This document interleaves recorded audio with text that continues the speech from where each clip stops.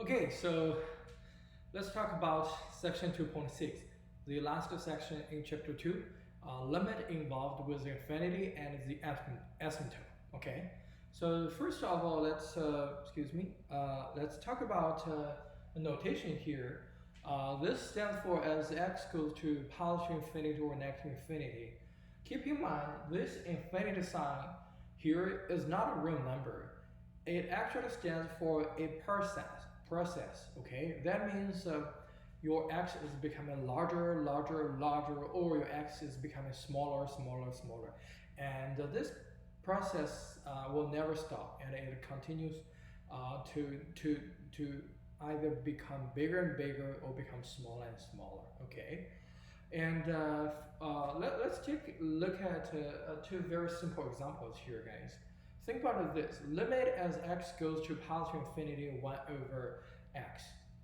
And as you can see that you're going to have 1 over a number that is larger, larger, right? Let's see, 1 over 10, 1 over 100, 1 over 1,000, 10,000, right? 100,000, 1 million, 10 million, 1 billion, right? And you will see that the ratio will getting close to 0. And then in that situation, we'll just claim that, okay, limit as x goes to infinity 1 over x, which the denominator blow out, equals 0. Okay? So similarly, limit as x goes to negative infinity 1 over x squared is also 0, right? Because again, the numerator is a constant, the denominator is becoming larger and larger. So the ratio will eventually getting infinitely close to 0. So we claim that limit equals 0. And as you can see, guys, for here, what I can do is even I modify something like this into 3, the result does not change, right? Because the top is a fixed constant, while the bottom, the denominator, is becoming larger and larger. Also, the sign, it really doesn't that matter, agree? So negative 1 over infinity is still going to go to 0, right? So, so this is two simple examples. And also here, when we talk about in section 2.2 limit, we talk about all the limit properties, right? Limit of the sum equals sum of the limit, right? Limit of product equals product of the limit, etc. things. So for here, all the limit laws still holds. If you replace, let's say, x approaches to a constant c into x approaches infinity or negative infinity, okay? Provided that those, limit as x goes to positive infinity f of x and limit as x goes to positive infinity g of x must both exist. And then you can use those limit laws, okay? So for a very simple example here, you see limit as x goes to infinity 1 over x squared plus 5, limit of sum equals sum of the limit, right? A equals limit as x goes to infinity 1 over x squared, which we know is 0, plus limit as x goes to infinity 5, which is 5. So 0 plus 5 is 5, okay? So far I think all the contents are very straightforward. But now let's start to talk about the main thing in this section, how do I evaluate a limit, and then how do I introduce the concept of the horizontal asymptote, vertical asymptote, and also the oblique asymptote, which is going to be part 2 of this section, okay? So look at this example here, guys. Limit as x goes to infinity x squared plus 3x plus 9 over 4x squared minus 16, okay? So how do we handle this type of questions? Okay, first of all, as you can claim, or as you can see, the numerator here is not a constant anymore, right? If like this or this, things become very easy to handle. But right now, the numerator is also a polynomial, okay? And the brief idea for solving this is called a limit involves infinity, right? As x goes to positive infinity or negative infinity. So if you have a function which in a rational form, like this, numerator and denominator often they are polynomials. How do we do this? Well, let's think about it into this way, guys. Do you agree that as x goes to positive infinity in this problem, and my top is becoming larger and larger and larger, right? And meanwhile, my bottom 4x squared minus 16 is also becoming larger and larger as x becomes large, right? So to evaluate this limit, actually, it's kind of like we are doing a competing between the top and bottom, which one is getting larger faster, right? Because if the top is getting larger faster than the bottom, then do you agree that the whole piece goes to infinity, right? However, if the denominator is becoming larger, larger, and larger compared to the numerator, in other words, the rate which it goes up or increases faster than this, you actually this part, this whole rational expression gonna become zero. Why? Because the denominator it blows. Okay, it runs way faster than the top.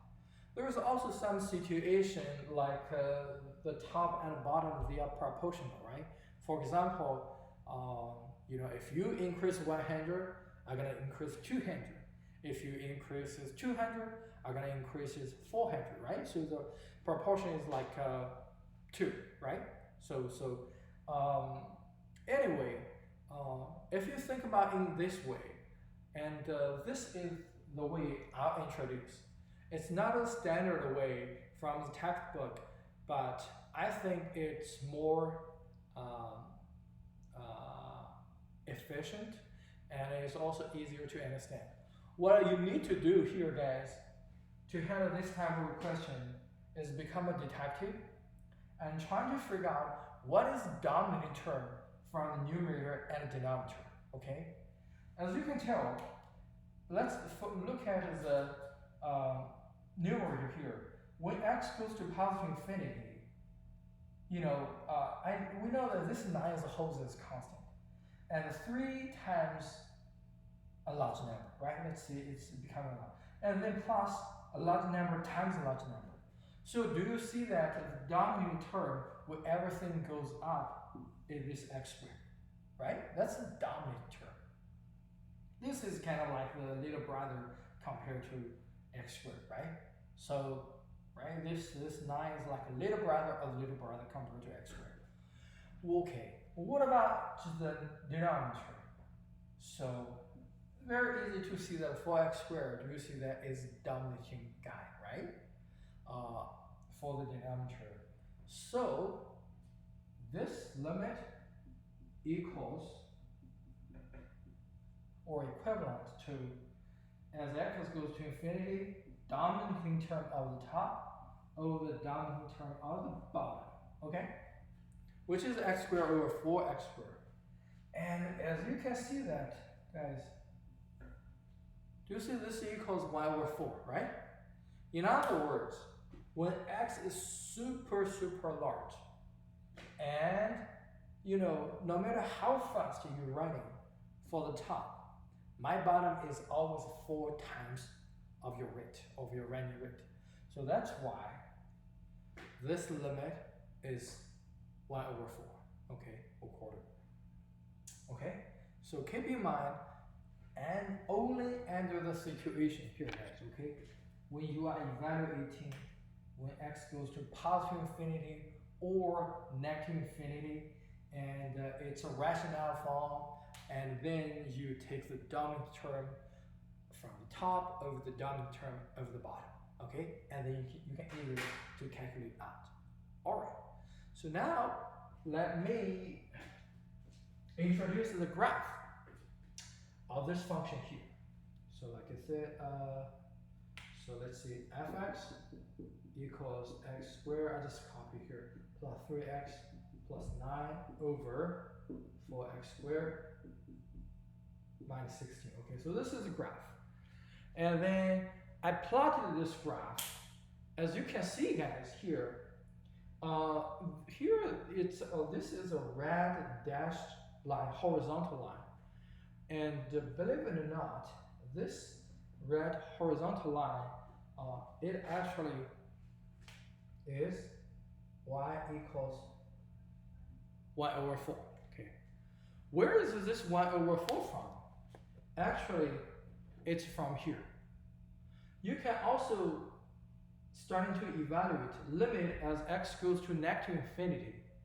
This limit also goes to y over 4. Okay, so and you can see, guys, as x goes to negative infinity or positive infinity, the graph of the function, it will getting close to 1 over 4.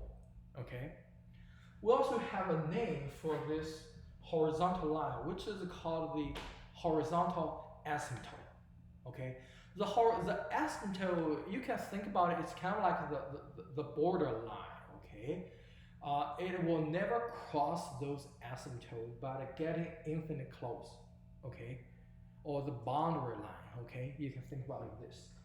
And also later on, I'm going to show you here, you see there are also two dashed vertical lines. Those two vertical lines, we also have a name. It's called the vertical asymptote. Again, you see, guys, when I draw this horizontal asymptote and a vertical asymptote here, it's I basically can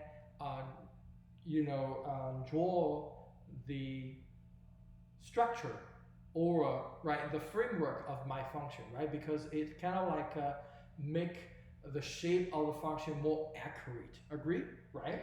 Because when you let x equal 0, you can see that the y-intercept is the number is less than 0, and it's also between those two vertical lines, so it's gonna be some graph like this. Okay, and how do we get those two vertical asymptote? Well, fairly simple.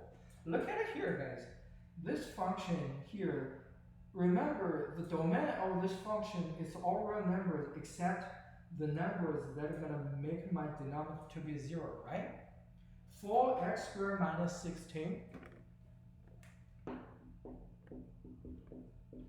If you set it equals 0, you can easily to figure out x equals 2 or negative 2. And those two vertical asymptote are exactly x equals negative 2. This is x equals 2.